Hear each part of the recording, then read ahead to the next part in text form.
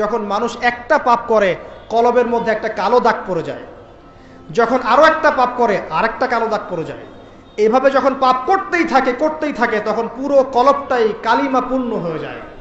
এই অবস্থায় যদি সে তওবা করে আল্লাহ পাক মাফ করে দিবেন। যদি এই অবস্থায় তার মৃত্যু হয়ে যায়, তার আত্মাটা থেকে দুর্গন্ধ বের হতে থাকে, যে আত্মাটা কবজ করতে পর্যন্ত মালাকুল মউত মানে ঘৃণা পোষণ করে। কথা কি বুঝতে পারছেন? যখন অন্তর পাপ করতে করতে কলুষিত হয়ে যাবে, ওয়াকাদ খাবা মান দাসাহা, যখন পাপ করতে করতে অন্তর কলুষিত হয়ে যাবে, তখন আপনার এই মালাকুল মউত পর্যন্ত ওই আত্মাটাকে বের করার সময় ঘৃণা করবে, দুর্গন্ধযুক্ত আত্মা। আল্লাহ পাক আমাদেরকে পাপ থেকে বাঁচিয়ে রাখুন। না এরকম কিছু কাজ আছে, বস্তুবাদিতা, শিরক, বেদাত, হারাম রিজিক, সারাদিন দুনিয়ার ফিকির নিয়ে থাকা, ঠিক আছে, অন্যের ক্ষতি করা, পাপ কন্টিনিউয়াসলি করতে থাকা এবং দিন ছেড়ে দেওয়া, দিনের এলেম ছেড়ে দেওয়া, আল্লাহ পাকের আনুগত্য ছেড়ে দেওয়া, এই কাজগুলো করতে থাকলে মানুষের অন্তর কি হয়? কঠিন হয়ে যায়।